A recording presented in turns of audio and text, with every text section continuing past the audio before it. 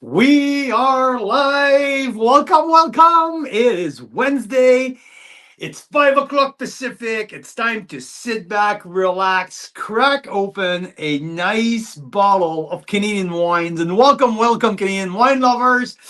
Wow, what a week coming. I mean, like that's a great start of the week. We've tasted some amazing wines. It is something like 15 degrees here in the Okanagan.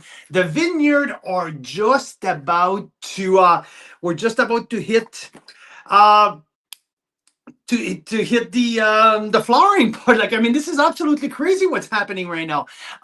So warm, so beautiful, and winemakers are getting pretty darn excited about the upcoming season because the 25s wines, either white, the early white, are getting bottled now. We're seeing a few of the early releases coming out, which is really exciting. I think I have one of my first 25 here. Not this one, but here, that rosé, Zweigel rosé from Roche. That was my first. Well, I think it was my first 2025.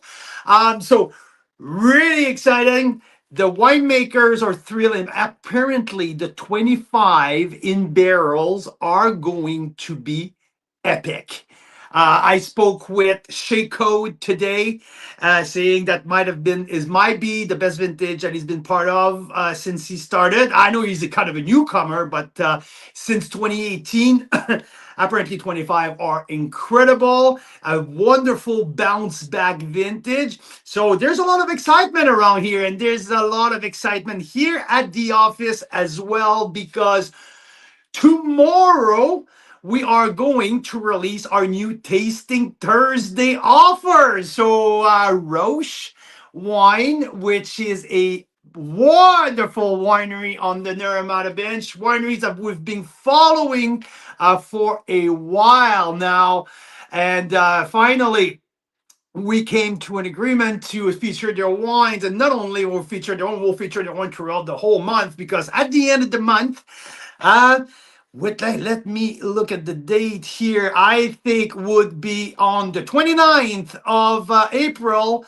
Um, I believe, is it the 29th or the 6th? Anyway, Mira is going to be joining us in a few minutes, and we're going to talk more specifically. She has all of that on the spreadsheet. But at the end of the month, we are going to do the Tasting Thursday with Penelope Roche and Dylan Roche, which are they have such an incredible story because Penelope is born and raised in Bordeaux in the Pessac-Léognan appellation, and she grew up in a winemaking family. She is part of the family who owns Les Carmes Aubryon. Back in the 1800s and all the way prior to that, it was part of Chateau Aubryon, the very famous Chateau Aubryon, and her family were allowed that parcel of land and it became Les Carmes Aubryon. So this is Penelope's family. She grew up at the estate. She grew up there. And she is actually, but she's from a winemaking family. Grew up with grandpa, with her dad, who both started and were part of the Carmes Aubryon. And she met in New Zealand her husband, which is a North Vancouver native, Dylan Roche, who left BC to go to Burgundy to work on bicycle because there's so many cycling path in Burgundy, and he was passionate of cycling. Then, in Beaune, started to work in wineries and went to winemaking school and became a winemaker. So now we have a husband who's been trained in Beaune on Chardonnay and Pinot Noir, and the wife who grew up on a very famous estate in Bordeaux, making Bordeaux wines, moved to the Okanagan in the early 2000s. And yeah, there you go. So they make at Roche Burgundian wine, Bordeaux wine, and they also had a collaboration with another winemaker in the Okanagan, Dwight Sick, where they've decided to do some Rhône style wine.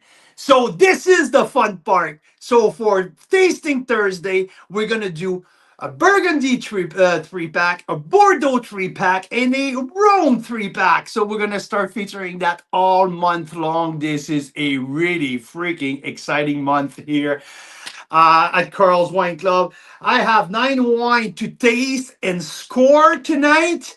And out of the 9, there's only one that I tasted so far. And guess which one it is? Yes, it is the Chardonnay. It is the Chardonnay because it's a Chardonnay. So I couldn't wait until tonight to taste them all. I tasted that Chard over the weekend because I had 2 ice cellars Chardonnay open, and I wanted to have a BC benchmark around between my 2 Niagara Chardonnay. So I cracked open the Tradition Chard from Roche, and it's a really good start. I can't wait to try all of these wines. But yeah, so today we're gonna taste Syrah, Roussanne. We're gonna do also Marsanne Viognier, so the 3 Rhône. Also, as per the Bordeaux, the Benedop makes Chateau, which is a classic Bordeaux style wine. And so I have Chateau 2022, Chateau 2020, and Nuance, which is the second wine of the Chateau. So the wine at almost half the price. So there's going to be 3 reds for the Bordeaux 3 pack. So pretty cool here. We're gonna taste that, and we're gonna start with the Burgundy pack, the Burgundy 3 pack, which is the 2020 Pinot Tradition. Also, the first that we're featuring, the first Washington State wine from the 2024. You know why? Because Pinot from the Dundee Hill appellation in Oregon are very famous. And during the 2024 vintage with the frost, Dylan went to source some very, very good Pinot grapes in the Dundee Hill appellation. So I've decided to, for that Burgundy pack, we're going to do the 22 Chard, the 2020 Okanagan Pinot. And I was like, you know what? How about we try at least one? So to see what people can see about the Oregon Pinot Noir, which are been known from around the world to make some outstanding Pinot. So it's going to be fun to have, to give this a try. We have a long list of library wines as well that we're going to talk about during the Zoom call at the end of the month as well. So a lot of different wines to taste, but tonight we're going to taste 9. A few things that we've tasted this week. I mean, I tasted that 21 Syrah from Roche. Might have been the best wine that I've tasted in the last couple weeks here. Absolutely spectacular fruit from the Similke. I mean, we're going to talk about it in a few minutes here. But I would like to say hi to the average wine enthusiast who just joined us. So, Mike, good evening. Good evening to Daryl. I'm hearing that you got your package from Black Bank Hill and the Chardonnay. So good to know. I'm glad to see that your shards is already in the glass. So pretty good. This is such a good Chardonnay. Yeah. Also, I've tasted this week a few things. Oh yeah. The bottle is right down there, but a Intersection Merlot 2019 vintage that the video is going to preview later tonight on YouTube. Good, but I think that if you have some Intersection 2019, it is time to crack it open. I know you guys, like over the years, we featured Intersection a couple of times. Not sure if any of you have the Silica and the Alluvia 2019, but if you do, I suggest to open this wine not as soon as possible, but it's time now. I tasted it earlier this afternoon, and it's definitely not in his peak anymore. What else? Oh, Montepulciano. I gave it a go on the Montepulciano Merlot from D'Angelo. We did an episode on YouTube about that as well. I mean, it's just reading here. Um, that Montepulciano Merlot is so freaking fantastic. When I said that, I was just thinking. I just mentioned maybe the Syrah 21 from Roche might be the best one I've tasted in the last couple of weeks.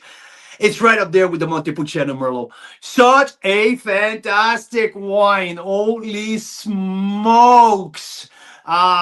Big, plush, bold, powerful. This is coming from, I believe, the 20. Well, let me get the bottle here. Wait a second.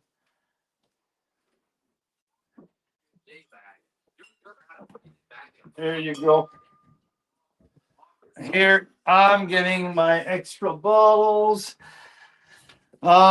And after that, we're gonna start some roast tasting. But yeah, okay. So that is from the 2021. So 2021 vintage, the Merlot Montepulciano. That is a. So I'm talking with Stephanie D'Angelo in the next couple days. We might have something cooking for you guys with some bunch of Tempranos and Montepulciano from the Naramata bench. She just came back from a trip, so I'm pretty darn excited to talk to her. Mike, you said here, just give me a second. Oh, I can't. Okay, yes. Mike, you said you had the 19 Silica, what, 2 nights ago? Oh, it was excellent. Good for you. Mine has faded a little bit, to be honest. So that might have been because I moved it from Calgary to here to the Okanagan, maybe. But I mean, it's still pretty good. But not at the very top that I was hoping for. But still, very good Merlot. That is for sure. Hello. Hey, someone's joining Cheers. us here. I'm just We giving a have little. so many glasses. Look at all these. Look at There's a these. ton of glasses, and then it didn't even give you the Burgundy 3 packs here. You just have the Bordeaux and the Rhône 3 pack here. So, you know, a wine has a nice nose that's not too shy when you're a bit sick and you can still smell it. Yeah, you got it right. So we have Mira here is going down with the flu. So we're feeding her with oregano oil, lots of sleep, and lots of wine. So we knock her out with wine, we let her sleep, and we feed her. Huh? How about that, right? So I'm just doing a little recap for what like the standout wines that we've tasted in the last week or so. And I think I have to mention as well, this has to be the best Gamay from BC that I tasted in a long time, if not ever. This is the 22 single vineyard founder block Gamay from Hillside. Yeah, and they're the oldest vines in Canada for Gamay, right? Absolutely, absolutely. Planted, I think, at 87. A wonderful Gamay. Holy smokes. 20% new oak. Like I absolutely love that. I need to finish the tasting notes on that very soon. So which one of my highlight as well. So Mira, would you mind to recap some of the comments that just came in since we started? But if you just join us, welcome. It's Wine Wednesday. We're gonna taste a bunch of Roche wine. Welcome. Let us know in the comments here where you're tuning in and what is in your glass today. So Mira. it sounds like Daryl's on Black Bank Hill Chardonnay tonight, which is the 23 fun. the 23 vintage, which are absolutely excellent. Yes, he's warning me not to speak French to you so you can let me sleep. Okay. Okay. I'll try. I'll try. And Mike is on the Average Wine Enthusiast on YouTube. Great to see you, Mike. And he had a Silica 19, like you were saying 2 nights ago. It was excellent. Yeah, I think sometimes I wonder about our bottles because you know, we I don't know. I feel like when we get our wine fridge, we got to get better at storing the But long there's term. You one like thing, Nero. One what? thing, I don't want to interrupt. It's sometimes for me, Yeah. my appreciation of wine who have aged are not as the same level of others, and people who follow us also know that I like my wine with a little bit more. I like the tannin.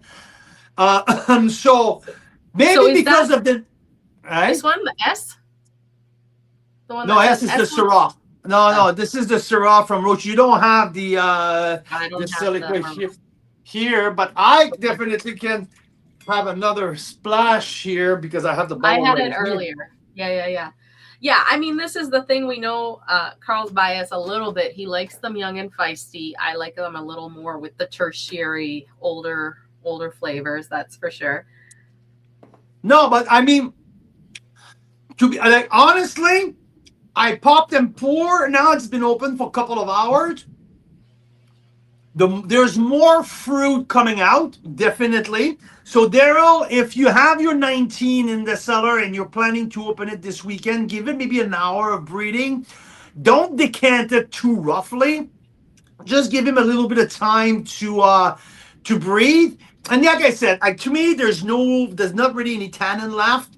The acids are a little have tamed down. So, I mean, yeah, it is good, but definitely not as good as the 2020 that I tasted recently. So, yeah, but I'm glad that the average wine enthusiast, Mike, that you really enjoyed yours. So we definitely enjoy wines at a different stage. Mike's having a fancy dinner: spinach, sausage, orecchiette with massicostacera. What is that, Carl? And Amarone, Massico Amarone. Stasera, it's the Amarone. Nice. Yeah. So, guys, I think I can learn Italian pretty darn fast here. I'm brushing on my French because, of course, Daryl's on the trip. We're going to be in Burgundy soon with members. And we announced we're starting to leak out the wait lists for our next trips. And I am convinced that I can learn Italian, Portuguese, Spanish, any of these, and go on wine trips there next. You know why? Because I'm from Romania, and it's almost the same language. It's like Latin Romanian. So I should be able to pick up the other languages pretty darn fast and then help us get around those places. Call, Italy every day for a month and plan a new trip there. Yeah, so Massi Costa Serra. I mean, Amarone is not near where we would want to go, So Amarone is from the Valpolicella. which is the So other side of Italy. no, it's near Venice. It's near Venice. Yeah. So yeah, and we're thinking going on the west side, which is Tuscany. the Tuscany, exactly, Yeah. exactly Tuscany, and maybe I might like to do an extension to the Barolo and Barbaresco. That might be an option that I'm looking at right now. But yeah, so that would So be. get this, you guys. I say if we go to Italy with members, I'm like, there's got to be an extension to Venice for two reasons. Because it's Venice, and I hear it's like sinking. Like you're not gonna be able to visit Venice forever. Like it's like sinking into the ocean or something. I don't know if this is just an online rumor or something. It's not the ocean. Venice is not on the ocean, but it's leaking on maybe sinking on the canal or in the river that they're built this on, is my right? understanding that it's flooding more and more, and that it's not going to be, going under. Yeah. So I was like, we got to go to Venice, and if members want to join us there a couple days early, we see Venice. We taste some sparkling wines in that area. And we know a Canadian winery owner that moved back to Italy, where his roots are from, and bought a crap load of vines there and is making some really world-class wines. So, yeah. And then Carl's like, I don't know if people want to taste Prosecco. So... That's the geek in me. I'm like, do we want to go north, visit Venice? Fine, that would be cool. But like what? We'll go Prosecco or we just focus on the Barbaresco and Barolos instead in the There you go. extension. So I mean, eh? So look, Mike is going to be in Venice on the 29th of April. Is that right, Mike? On the 29th of April? That is wild. So you got to tell us, is it worth going there, on a wine side or a sightseeing side or both? Because for sure we want to do Tuscany at some point with members. And I don't know. I feel like when you're in Italy, you should try and see some other parts of it too. Wow, that's so exciting, Mike. That's so soon. Very cool. Daryl's advice is Venice is crowded, hug a volcano, and go to Sicily instead. So yeah, there's good that. advice. There's that. So, Mike, I didn't know that Portuguese is not a Romance language because it seems like it is. Like I understand most of Portuguese. It seems so similar to Spanish to me. It's just with the accents, it's a little different. But written language is very similar. So that's interesting. I'll have to look into that. Either way, I have a thing with languages. I can learn a language in 2 or 3 weeks if I want. So of course you can. Absolutely. Hey, oh, by the way, I want to mention that I tasted that Cap Franc fortified as well this week. Which was pretty cool. So this is from the winemaker at Marinessen. This is his own that label. Was really this interesting. Eclectic. I think it's really, really cool. 19.7% alcohol, but yeah, 100% Cap Franc, all fortified. So a fun little thing that I quite enjoyed this weekend, last weekend as well, for wine selection pairing for Easter weekend. So there was one of our choice that I have on the lineup. So yeah, I think it's time to start to taste some Roche wine because there's some really, really freaking cool stuff there. So Rochard Pinot. So now I already tasted the Chard. I gave it a 92 plus points. I believe the 2022 Tradition, which was fantastic. It reminded me some of the Meyer, but I really liked how textural that Chardonnay was. I really, really enjoyed the oak presence in there, not overpowering, but really into it. So it was a beautiful Chard, right up there with the 2017 Ice Cellar. One of my, I really, really like the 17 Ice Cellar in that's what we tasted last week, but that 22 Roche Chard, an absolute beauty. And It really was. 22 BC Okanagan Shards are fantastic. And obviously, that Roche Shard will sit for a while, have a lot of aging potential. But what we have here, there's two other the two other reds, two Pinots to start. It's the Tradition 2020. And we also have the 2024. Like I mentioned in the opening, it's the first time that we are doing a Washington State wine from the 2024 vintage. And I thought it was part of the story. And I thought that Dundee Hill, especially because the fruits are from the Oregon part, and it's such an outstanding source of fruits. And I'm like, a guy who was trained in Burgundy can do some pretty cool stuff with Dundee Hill fruits. So we're going to give it a try. 2024 there versus also we'll have the 2020 Tradition. So let's start with the 24, okay? Okay, but first, okay, to give Daryl a snapshot, Daryl's preferences pretty well by now, I think. He's asking if Roche Chard and Pinot is his buy, or if is it more the Rhône wines, the Bordeaux wines? What's his best chance at a favorite? Well, I mean, if you go to the list, there's going to be some back vintage as well available, like with one or two Yes, cases for what we have. I think, Mira, you have the list I do. open. So Let me there's a get it. bunch. I know that there's the Len Pinot, which is the cream of the crop. I haven't tasted. I'll probably going to have tasting during the live show with the Zoom tasting with Penelope and Dylan at the end of the month. But Okay. right now, I truly believe then that Daryl, the Chardonnay, is definitely right up your alley. Definitely. So Yeah. now this Pinot. So let me So just start. Well, go ahead, Mira. just to say, so they also have in the back vintages the 2020 Vig Chardonnay, and it says opulent style from a south-facing site in Coston. So that's pretty interesting because it's Similkameen, Similkameen fruits. and Yeah, 2020 was a nice the big Vig vintage. line. Well, go ahead.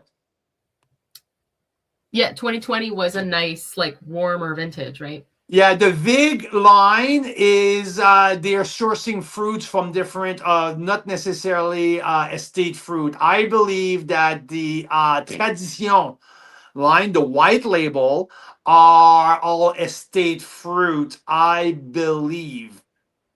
But so what I have here is I would like to start with the 2020 Tradition, if it's possible. Yes. Um, this is Chateau, this is Tradition, but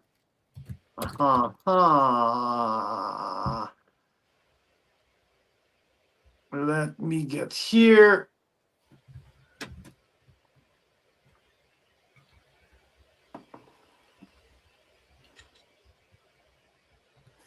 Hmm.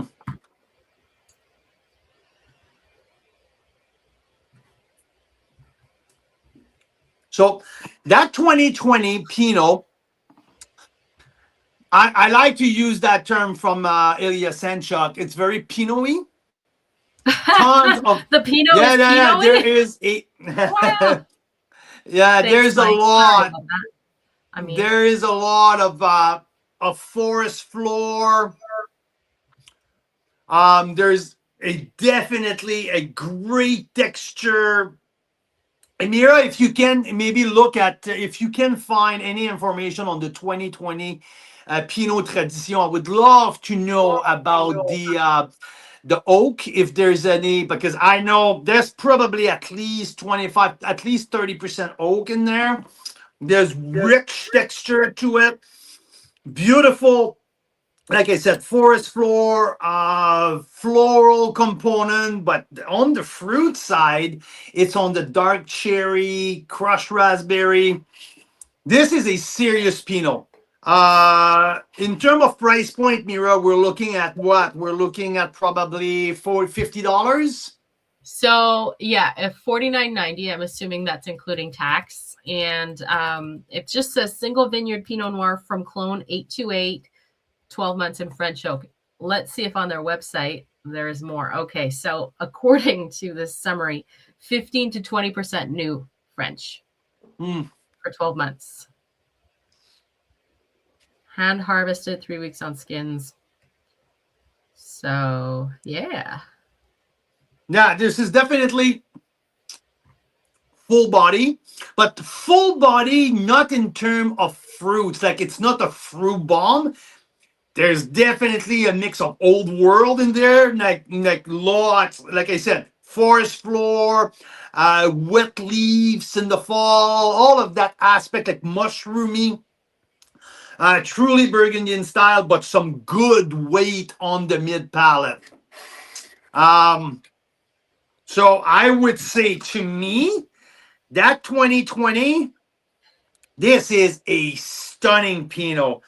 Um, I give that a 92 plus for sure. Nice. Yeah, this is really, really, really good. Ooh. We were so far very impressed, especially with the Burgundian ones from Roche that we've tasted so far. We've tasted a lot of them. But as you can see, they've opened up their library. So there's some of these library ones that we won't taste because that would be like opening like 4 cases at once. But for our tasting Thursday, they're opening up the library. So if you guys see like a back vintage that you want to test out alongside the current vintage, that's kind of a fun thing to do for tasting Thursday, right? So that's why. Yeah, this is definitely a solid, solid Pinot Noir with refinement. This is because there's a great weight on the mid palate, but there's some floral elegance in there as well with some savory edges. This is really cool, really, really cool. And I like the tannin too. So, like, how did you label mine? I see B nuance 2220. What does this mean? Bordeaux? Where do you see that? There's B on a B. I don't know. There's 3 reds here. Bordeaux. This is the Bordeaux. Like this is your Bordeaux. You don't have the Pinot in front of you. This is the Bordeaux 3-pack. Okay. You will see B2020. So I have Bordeaux and I have Rhône and you have Burgundy. I have Burgundy. I have them all. This is what's so fun about this winery. They have experience with each of these regions, like in the regions, and then they came out to the Naramata Bench and the Okanagan, and they're making wines here with those old world traditions, but here. It's pretty cool. And the wines are really well made. Like, we're very much enjoying these. Well, I mean, when you grew up at Chateau Les Carmes-Aubryon, I mean, it's hard to be more infused into the Bordeaux tradition. Yeah, I mean, there's a picture of Les Carmes-Aubryon at the winery, and she was showing me where she grew up. This was my room. Grandma and grandpa lived on the main floor. My family lived at the top floor. My room was right there. So that's pretty cool, right? Very cool. Yeah, piece of history. Very, very, very fun. Yeah. So I already on the nose. So on his own, Dylan, who's married to Penelope, and they run the winery together, both winemakers, right? Dylan, on his own, decides to, after he's grown up in North Vancouver, decides to go to Burgundy because he likes cycling. And while he's there working for a cycling store, he ends up picking up winemaking and becomes a winemaker and gets trained in Burgundy. Meanwhile, Penelope's in Bordeaux and grows up at this well-known chateau and learns winemaking and takes over the family winery there. And then they don't meet in Burgundy or Bordeaux. Well, because she wanted to do two harvests a year. So she went down to New Zealand to do a second harvest because they are at the opposite end, right? And that's where they met. Talk about a way to accelerate your experience. You get like 2 years in one if you're a winemaker, right? So she goes down to New Zealand, and that's where they meet. Kind of fun, hey? Yeah, and instead of moving back either in Burgundy or Bordeaux, no, they came to Canada on the Naramata Bench. So Go figure, right?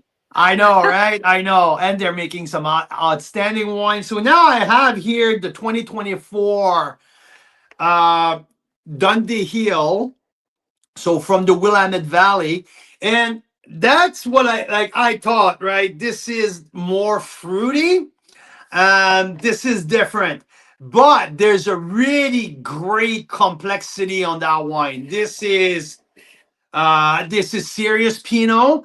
This is not California fruit bomb type of Pinot. This is really Oregonian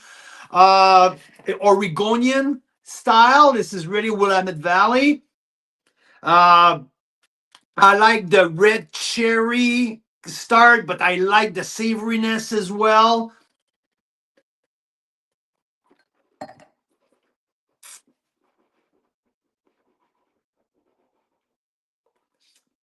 So 2024 vintage, I mean, this is really, really young. It's just been released, but it's super interesting to see the difference of terroir between Naramata Bench and Willamette Valley. Because when you talk about iconic place to make Pinot Noir and Chardonnay in North America, I mean, Willamette Valley comes first in terms of Pinot Noir.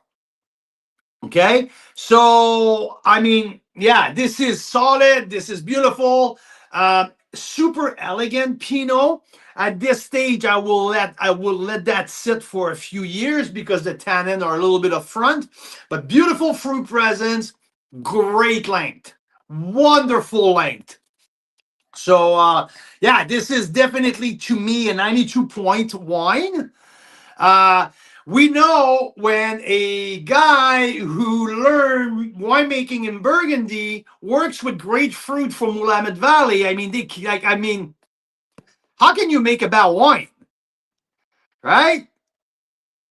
So this is awesome. I have no problem recommending that Pinot Noir, even if the fruits were not grown in Canada. And if we go back and we talk about the 2024 vintage, I think we touched about this point 100 million times here on the show.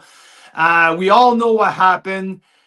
Complete loss of crop. No one had grapes. So for small family winery like Roche, they had to do something, just like Black Market had to do something, just like most of the wineries we know, they went down either in Washington State. Most of them, a few of them, like Pinot lovers, they went to Willamette Valley, to people they knew. Truck the grapes overnight from harvest all the way to the winery, got to the winery, pressed the grape when they got here, and fermented on site at the winery. So Which here's is the stuff. which is really cool. And Mike has a really good question. Is there a reason why wineries who partook in that special U.S. grape acquisition project back in 2024, long before Trump and the tariffs and all the fiascos, why are they releasing their wine so early? It's a great question. It's maybe something we can ask on Tasting Thursday. I have a feeling it was some kind of botched government policy where they have no clue about winemaking. And they said, oh, you have to sell it by a certain date. Otherwise, we're going to tax it like quadruple. Exactly. They're gonna lose the accommodation that they made for that specific vintage. The inventory has to be gone and depleted by a certain date. Something like So that. And a lot of people complained at the time. So first of all, it was sprung very last minute. So it didn't give any warning to the wineries. Wineries already had done it. And then they learn, oh, now we can't release it when we really want to. We have to release it early. Otherwise, there's this new tax that will basically mean we'll lose our shirt on these wines. exactly. So and that's why the white was a better proposition than the reds, and most of the wineries went mostly for whites because it's more of a crush ferment release, and it's a different story. For Dylan, though, what was interesting, I had a conversation with him, is that, well, I'm passionate of Pinot Noir. And Willamette Valley is such an incredible source of Pinot Noir grapes. And that's why I really wanted to make one, I had the chance to make one Dundee Hill Willamette Pinot, so why not? But yeah, just like you mentioned, Mike, is a very good point that now he's stuck in releasing it very early. What's the price on that one, Mira? I think it's $49.90 as well. Okay. Let me just double check that. The Dundee Hills AVA, aged and fermented on the Naramata bench, $49.90. So same price as the Tradition. So that's what we have here. This is the two. And if I go here, yeah. Okay, yeah, made in. I like the way they said made in Naramata, grown in grown in the Dundee Hill, Oregon. So nice. And I'm sure that Dylan will have some details about the grower they found when we meet on Zoom. Hey, you can't see? I can't see what that says. Whoops. No. As far as oak, what's happening with oak in these? Because it says it'd be nice if some of the reds could see more oak. I'm guessing you mean Well, because it's the length of the oak, right? So the grapes came Mira in like late in 2024. Oh, so they have to be released earlier, so they can't have it as long on the oak. So if you spend Yeah. just 12 months in Ah, oak, right? yeah. So that's it's maybe the lack. Well, it doesn't have as much. Stupid government. Oh my God. We can't have our oak because of the government. That's crazy. Hey, there's always a way. There's always a way. Some winemaker Yeah. they use oak staves for that vintage because they knew they didn't have as much time, so they just threw not chips but staves, Yeah. and that just increased the oak contact. But I mean, this is an elegant wine, but this is a wine with a beautiful finish, beautiful long finish. So I mean, if we get for people who get the Burgundy 3 pack for that Zoom tasting, I mean, it's worth tasting it along because it's fun to taste along a wine with a great source of fruits. I mean, iconic Dundee Hill. But or you just stash it in the cellar, and this gonna age. To me, in 3 years, this wine's gonna be an absolute beauty. Um, Yeah. so Like you yeah, said, this a is where baby I now. stand here. 92 plus Chard, 92 plus 92 plus 2020 tradition, like Tradition Pinot, and I would say here, this is definitely at least a 91 points, like something like that. I'm gonna review them all tomorrow, in more in depth and solid and just like readjust the score. But for now, this is a beautiful wine. Yeah, Mike, it should come out tomorrow night. So just to some of you guys, to our tasting Thursday crew, and then Carl will have his tasting notes the next day, most likely. So, Yeah, but and yeah, the you'll be able score to all reserve, the yeah. one or two or three packs, depending on what kind of party you're having at your house on tasting Thursday, and give these guys a go. They also have they have a very wide selection of wines at Roche. So for tasting Thursday, obviously we're going to talk about some of the interesting stories, and we'll go region by region, right? Exactly. But they also have like incredible rosé. They have a Zweigelt rosé that we had Oh, recently. I mean, I just finished the tasting notes on that. This is so much fun. Zweigel Rosé. It was like, yeah, I like. There's even a tannin. There might be a Seigneur Rosé because there's a good tannin on that wine. It's really, really cool. Absolutely. So, Mike, great question. The next tasting Thursday is April 30th, and we are actually going to be in Ontario for that. So it's kind of fun. They're going to be here in BC, like right across. I'll be able to see where Penelope and Dylan are from where we are, but we're not going to be here. Hopefully, there's going to be a horror movie being filmed in our house that week, and we are going to be away that whole week, and also because we're touring with members in Prince Edward County that weekend, we'll be already in that neck of the woods. So most likely Ottawa on April 30th. That Tradition 2020 is a heck of a Pinot. This is so good. Ooh. Yeah, really Mike liking will that. be in Venice. You know what's crazy, Mike, is Ralph and Elaine, who've been to the last few tasting Thursdays, will also be in Italy on that day. But I think they're going to be in Tuscany, not in Venice. So you'll be on opposite sides of Italy. So you guys should each stop in and say, hey, it's like 1 a.m. Look, here I am in Venice. Here I am in Tuscany, and make us all jealous,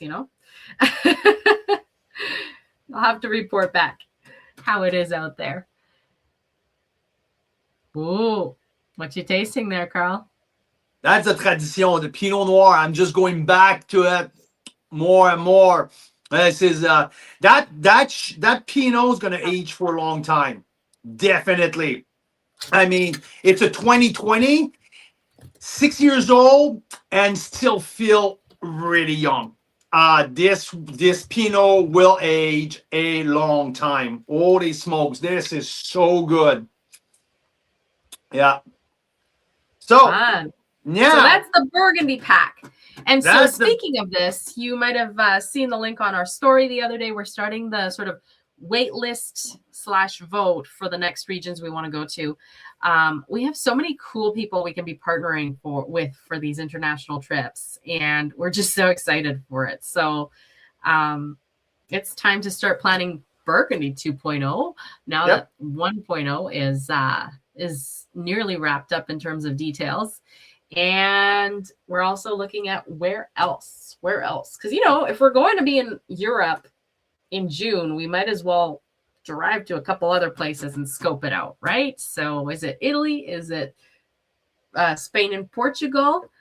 New Zealand? So you'll see that link on our stories. And if you're thinking of going on a trip with us at some point in the next couple of years, you should definitely check off what your preferences are. So, Carl Boucher, which region are you going next? Rhône or Burgundy? Rome. Or, Oh, I or was Bordeaux. we were Sorry, already in just did Burgundy. Yeah. So because we have 2 white in the Rhone pack, so we have a 100% Roussanne varietal, and we have a Viognier Marsanne. So these 2 whites, I'm gonna go. Yeah, the golden color is 100% Roussanne.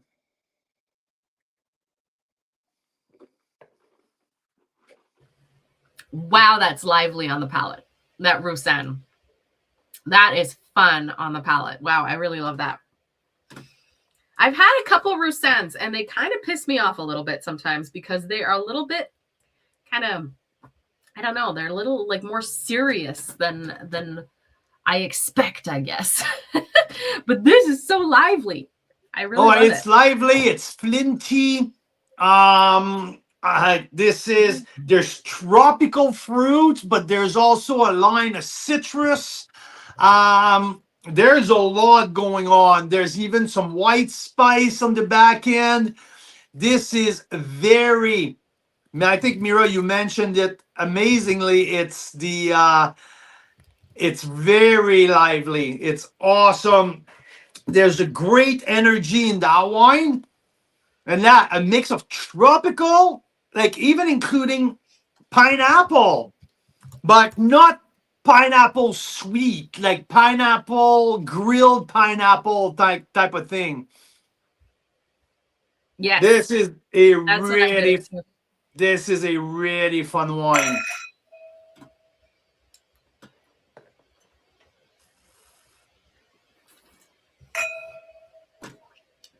Yeah. Even being sick, that's just fun. That just wakes me right up. That's zingy. And This is bone dry. surprising. Yeah. Oh,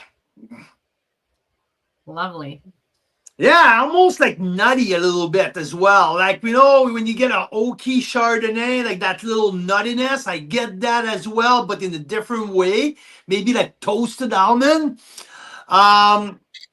Like wild white spice in the end. I really, really love that. But yeah, Yeah, I'm very, grilled very happy with pineapple, that. tropical, ripe, orchard fruit. There's a lot, but there's that flintiness at the end, which is really, really fun. I mean, this is definitely a 92 points. I believe that wine was 35% new oak, 65% neutral. So there's a good amount of new oak in there as well. Really, really fun. Wow. I think that's where I get all that spice and that almond part on the back end. Yeah, really cool. Really, really cool. 92 plus. Wow. That's This will. probably my favorite Roussanne to date. Honestly, that I've tasted from Canada. Wow, I really freaking love that. Woo-hoo-hoo-hoo. Yeah. And you know what? We're having a side conversation about Croatia. Mike and Jen are going to drive from Venice to Croatia. You guys, that is so cool. And Tracy and Jim have that on their bucket list. And I don't blame you. I've heard so many amazing things about Croatia. So Mike and Jen, you guys better report back. Pictures, tell us. Outside of a Chardonnay, it might be the best white wine I've tasted this year. Which one? That Roussanne. It's really good, yes. Holy smokes, that it's good. Oh, and that will age. I'm telling you, I'm sick, and I'm like, woo! I am now awake and excited about this. And this is, okay, I have Viognier Marsanne. So Marsanne is the brother of Roussanne. That's salt, that's nice. Yeah. So Viognier Marsanne. This is a ton of apricot in there. Apricot, honeycomb. Very nice nose. Yeah, poach apple. Super fruity nose. Okay, wow. This is 90% Viognier, 10% Marsanne. This has got to be my favorite Rhône whites that I've had from Canada, these two. Like I said, like I found a lot of Viogniers, Marsannes, Roussannes. To me, they're just so big for whites. They kind of piss me off, but these are so flavorful. So this is different. This is softer, more fruit forward, a little bit more floral. No, definitely not the same oak profile. I'm not sure what the kind of oak we have, but very much, not as much oak. There's that classic Viognier spice on the back end, though, but without that flintiness that I got in the Roussanne. That feeling is not there. I would say much more orange blossom, much more on the blood orange, apricot, lots of apricot actually. Yeah. Really nice. Not as bright of acid that I found on the Roussanne. I think that's classic Viognier.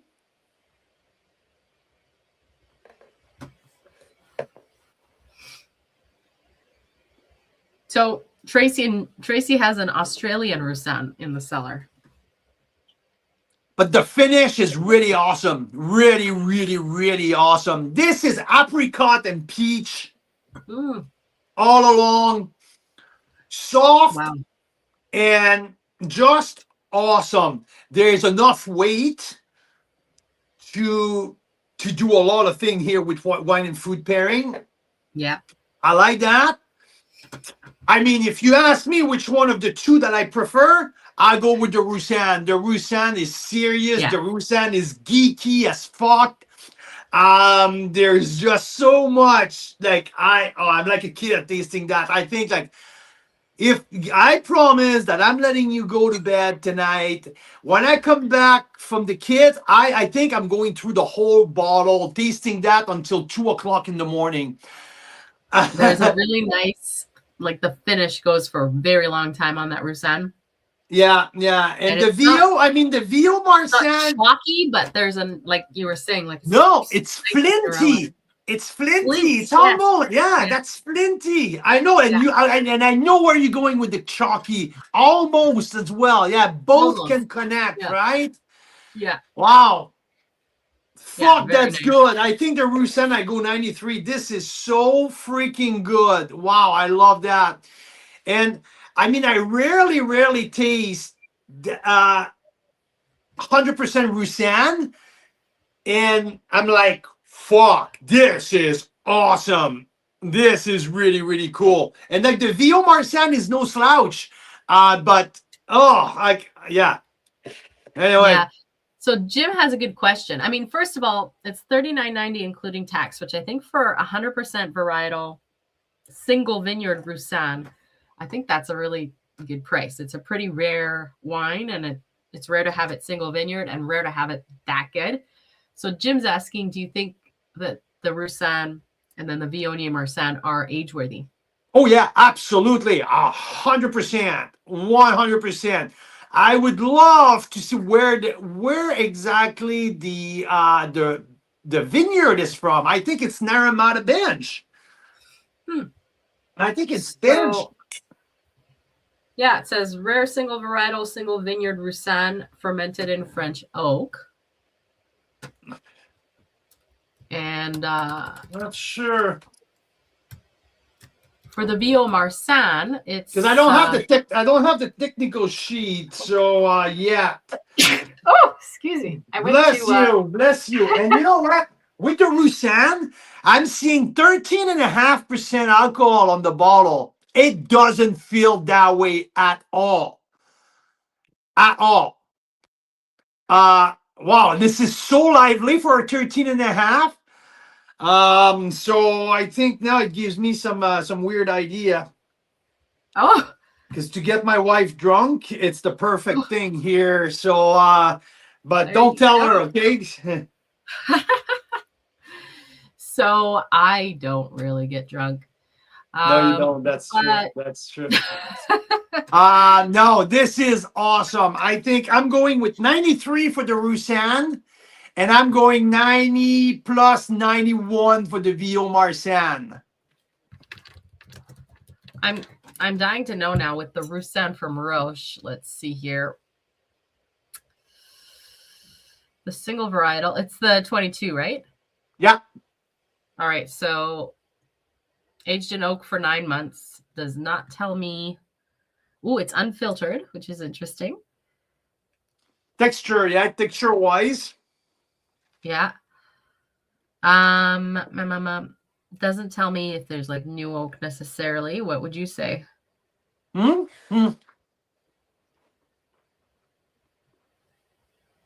Roussanne is at 30% new oak. Is it? It says Yeah. on the bottle. No, I feel like I came across that. Okay. 35% new There you go. barriques and 65% There you 300-liter hogshead barrels for slow fermentation.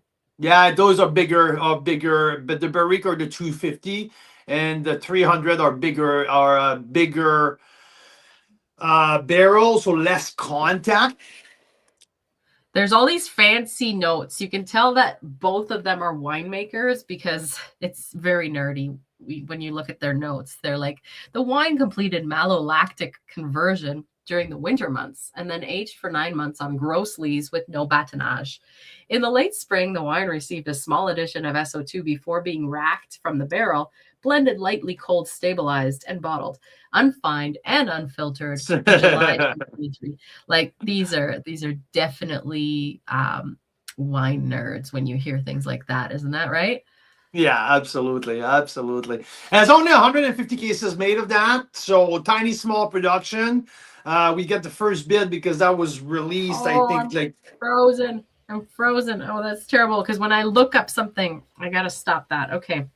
no, you're right. You're right. You're back. I was You're frozen. back. All I was saying is like they're definitely wine nerds because you can tell by the way that they leave notes on their wines in such level of detail that you normally see only at like Leaning Post, Batchelder, a few of these wineries that we love. Well, Roche is doing that too. They're very much wine nerds, and you can tell that they're both winemakers with very specific experience and preferences that they're trying to convey in their winemaking. It's pretty cool. Exactly right. Okay, so let's get to the pièce de résistance of the of the Rhône pack. And I wrote in my tasting notes already, this is the best 2021 Syrah that I tasted from the Okanagan. I mean, 2021 was not my favorite vintage of all. I mean, when I tasted the Silva Syrah was great. I tasted 22. I was like, holy fuck, this is so good. This is 100% Similkameen Syrah. Okay, all of these fruits are from the Similkameen. When I tasted that 3 days ago, I ran to you, Mira, and I said, fuck, you need to taste that. And you were like, what are this? Like, what is that? And yeah, so this is my 94 points. Similkameen Syrah 2021. It is absolutely freaking fantastic.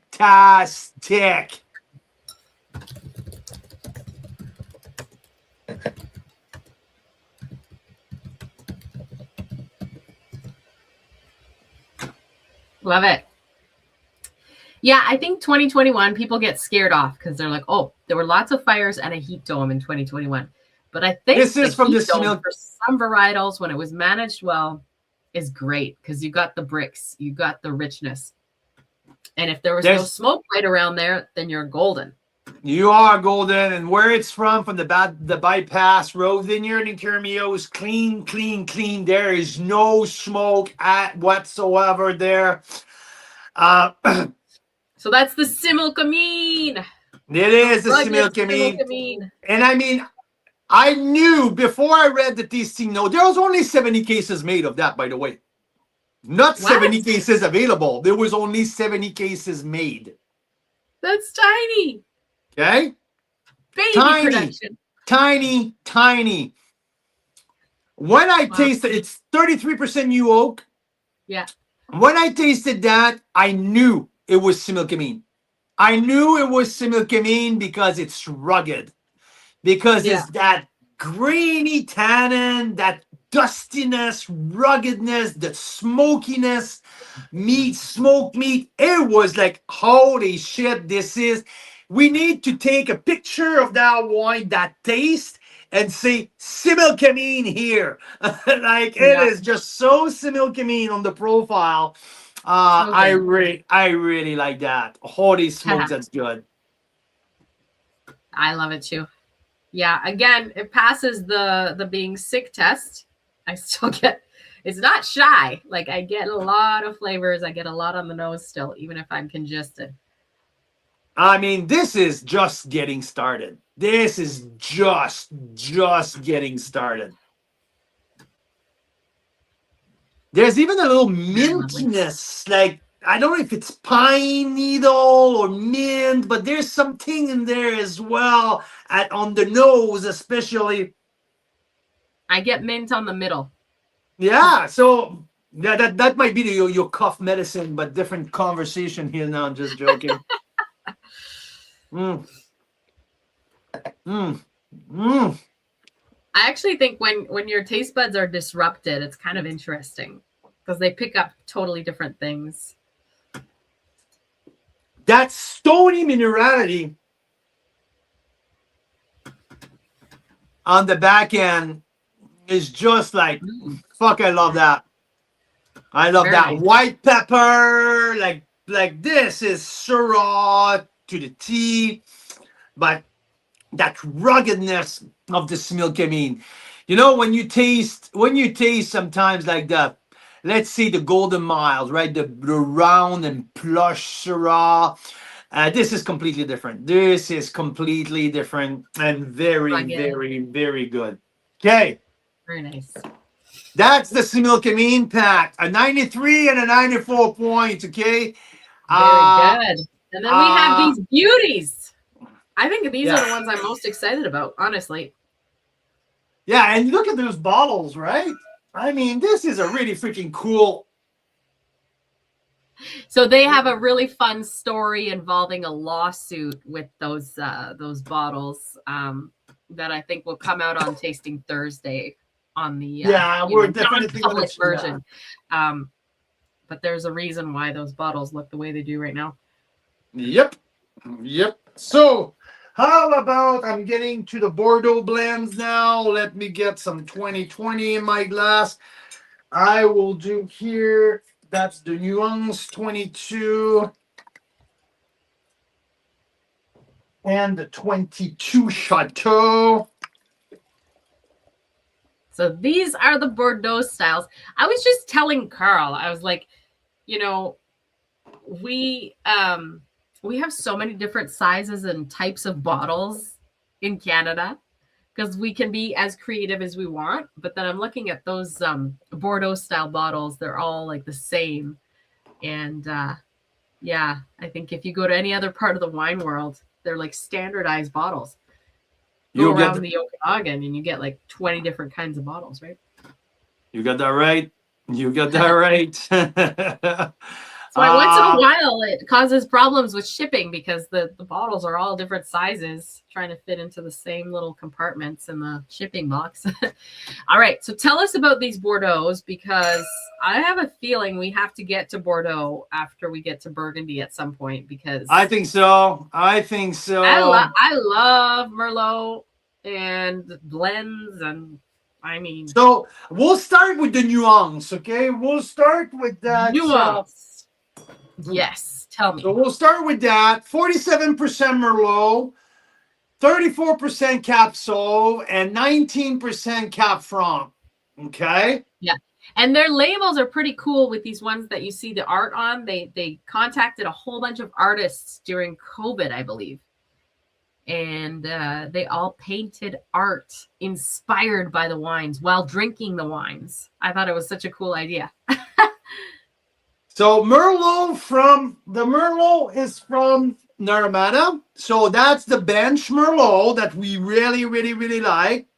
I love the bench Merlot. The Franc and the Sauv is from Oliver, okay? Okay. So wait, I'm confused now. So I have a 20, a 22, and another 22? Yeah. 22 Nuance, 22 Chateau. So okay, Nuance has an N on it for nuance. Okay. You got that right. Chateau, you got that right. And the nuance, it's a little bit more of the second label of a chateau. If you go back to the tradition in Bordeaux, like their top barrels are going to go to their top wine, and usually chateau has a second label. Okay, the nuance is a little bit that, right? Like nice. Only 10% new oak. So it's more of an easy drinking. I don't know. I haven't tasted yet. I freaking love these Bordeaux reds. I gotta say. Yeah, I'm very impressed with Roche. I cannot believe that it's taken us almost 6 years of exploring Canadian wines before we discovered that's good. Roche. That is really good. How much is that? $36 for that Nuance 22. Really, really fucking good. I think that's including tax. So maybe not. Maybe not. No, I'm pretty sure it is. Yeah? I will check. Okay, so this is really good. Let me check the other two those now. Prices are, it looks like they are including tax. So that is fantastic value. So the 2020, very savory on the nose. Very, very savory. Now, I want to know what's the blend here. I think they're probably mostly Merlot, probably. Let's see if I can find that. Chateau 20.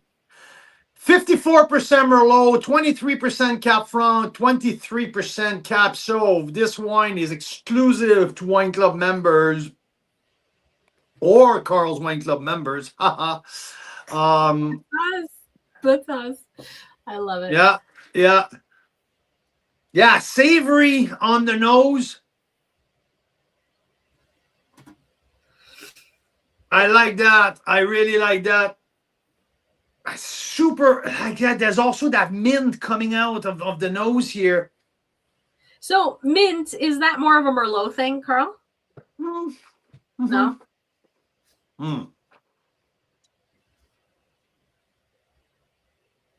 Yes. Holy fuck. This is serious. This is serious. Now, okay. The lady who made that wine grew up in the Pessac-Léognan, grew up in Bordeaux, on one of the corner of Chateau Aubryon, who became Carme Aubryon. This is, if you put that blind to me, and I would say like, yeah, this is Bordeaux-like. The tannin are Bordeaux-like. the texture is Bordeaux like. I'm curious to see what's the oak influence here, but there's a decent oak in there as well. Tell you. Yeah, these are very tasty wines.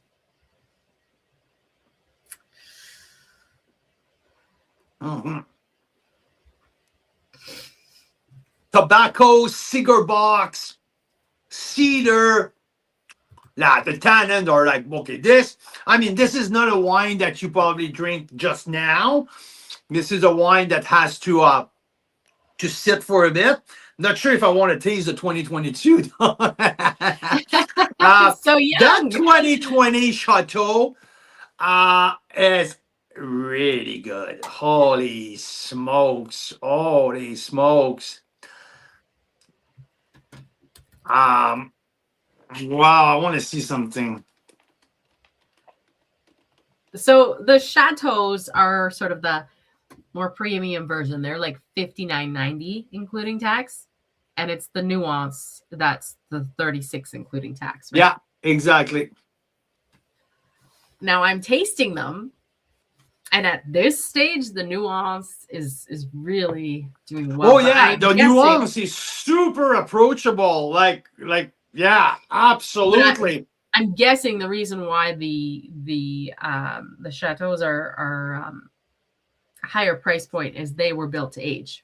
Oh yeah, absolutely. And we have I have a bottle of the 2017 behind me as well. I haven't opened it yet. I think I'm saving that one for near the tasting Thursday, because I think we have 2 cases available of the 17 as well. But this is a beauty. Really nice. Oh yeah. And that 22, let's give it a try.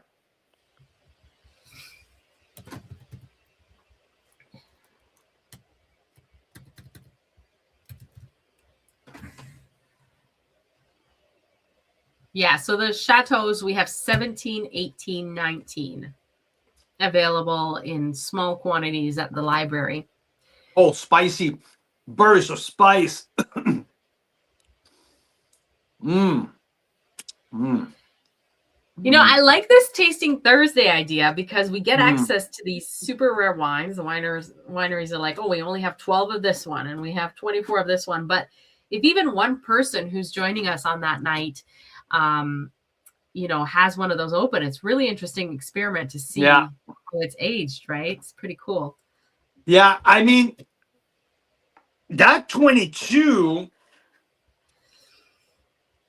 there's more freshness. I feel like it's dancing a little bit more than 20. Obviously, this wine has to sit for a few years, but yeah.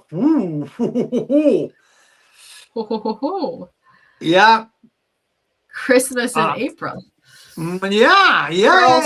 I mean, I'm not sure how. Am I more excited about the Bordeaux or about the Rhône? I mean, well, I can't say for the whites because there's a Syrah. There's like a 94 point Syrah. So I mean, holy smokes! And the Burgundies are pretty phenomenal too. So I mean, we tasted that Chardonnay. Yeah, Chard's fantastic. Side by side, at least 3 or 4 other really nice Chardonnays, and it just kept kicking everyone's ass. Like it was really good.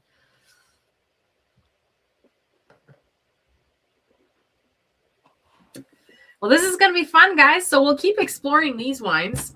I mentioned we're going to have the link out to the Insiders tomorrow. And over the next few days, we'll share Carl's tasting notes, scores from these wines. And you can pre-order a tasting pack to taste with the winemakers, Penelope and Dylan Roche, on April 30th. And then after that, we're going to feature this winery to the club. Now, while people are waiting for their tasting packs and we're waiting for Tasting Thursday with Roche, we are going to feature ice cellars. So if you're here, you know now ice cellars will be the next winery we'll discover. And that's also very exciting. And I'm really looking forward to that live with Tolga Isel, and possibly also Elif Isel. So that's going to be really neat to chat with them because sadly, as many of you know, Adnan Aysel, who started Aysellers with Elif, his wife, passed away very suddenly from a heart attack just a few years ago. And now Tolga, his son, has taken that over. So it's very exciting. The length of these two chateaus are insane. It just keeps going and going and going. It's really, really, really good. These wines are spectacular. Wow. Wow. I'm not sure if I'm ready to give them scores yet. I would say Nuance is probably 91 points, to my opinion. Super approachable. Okay. The other two are in the 93 range. Barely cut from the same cloth. I would say that 2020, it's still, I would say, like, as much, like, more structured than the 22. And it's already 6 years old. So these wines are really built to age, and they are really, really, really good. So, yeah. Geez, that 20? Yeah, still I know, right? So much going in it. I know, right? The finish does not stop going, just keeps going and going. Yeah. Yeah, So, I can't believe it's. I mean, these are spectacular wines across the board. Awesome, fantastic wines in different, I mean, from different origin, in the sense that, yeah, the Bordeaux influence with Penelope, the Burgundy influence with Dylan, and the project with Dwight Sick. So for the Rhône one. On the Rhône one. So yeah, so that's what we're gonna have available for you guys tomorrow. We're gonna have these three packs available. You guys do whatever you want with that. And we're gonna be if you're gonna be in, Italy and Croatia, like poor Jen and Mike, you might have to miss out on that one, but we'll save some. So the next time we'll see you, maybe we can bring a bottle or two to share with you, and I'm sure you will be having a ton of fun out there. You have to keep us posted on how that goes.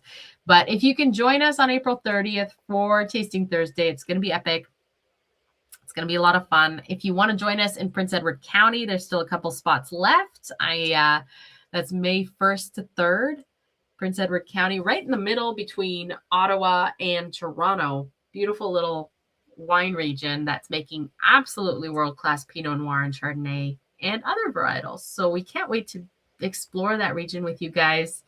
There's 5 couples joining us at this point, and we can definitely accommodate at least 1 or 2 more couples, so that we can meet with winemakers and really get to know Prince Edward County and taste it side by side, Naramata Bench, and side by side fun other regions, Niagara.